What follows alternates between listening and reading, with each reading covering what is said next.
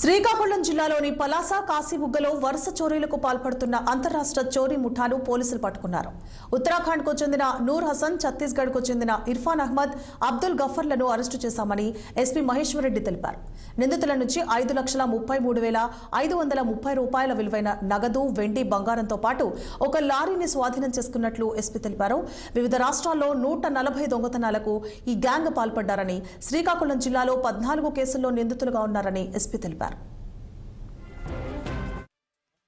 మనకి శ్రీకాకుళం జిల్లాకు సంబంధించి కాశీబుగ్గ సబ్ డివిజన్లో కాశీబుగ్గ పోలీస్ స్టేషన్ లిమిట్స్లో రీసెంట్గా ఒక 2 వీక్స్ ముందు ఒక 3 అఫెన్సెస్ కంటిన్యూస్గా అక్కడ ప్రాపర్టీ అఫెన్సెస్ అవ్వడం జరిగింది. సో దానికి సంబంధించి మనకు క్రైమ్ నెంబర్ 90/2025, 91/2025, 92/2025. సో ఈ 3 కేసెస్ కాశీబుగ్గ పిఎస్ లిమిట్స్లో మనం రిజిస్టర్ చేయడం జరిగింది. దానికి సంబంధించి ఈరోజు మనం 3 వ్యక్తులను అరెస్ట్ చేయడం జరిగింది.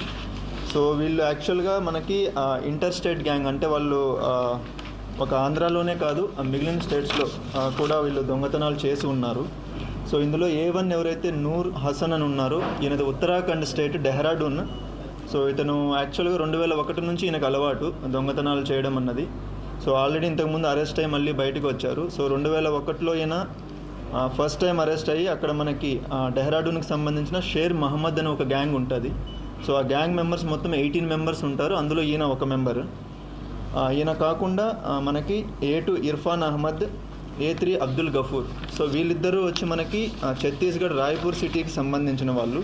సో వీళ్ళ ముగ్గురికి పరిచయం వచ్చి మనకి రాయ్పూర్ జైల్లో అయింది వీళ్ళకి. సో ఎప్పుడైతే అక్కడ అరెస్ట్ అయ్యారు, సో ఈ గ్యాంగ్ ముగ్గురు కలిపి ఇప్పటి వరకు టోటల్గా 140 అఫెన్సెస్ చేశారు. మొత్తం మనకి ఉత్తరాఖండ్ కావచ్చు, రాజస్థాన్, హర్యానా, ఉత్తరప్రదేశ్, హిమాచల్ ప్రదేశ్ అండ్ ఆంధ్రప్రదేశ్. సో ఈ స్టేట్స్లో కలిపి టోటల్గా ఇప్పటివరకు ఐడెంటిఫైడ్ కేసెస్ 140 ఉన్నాయి.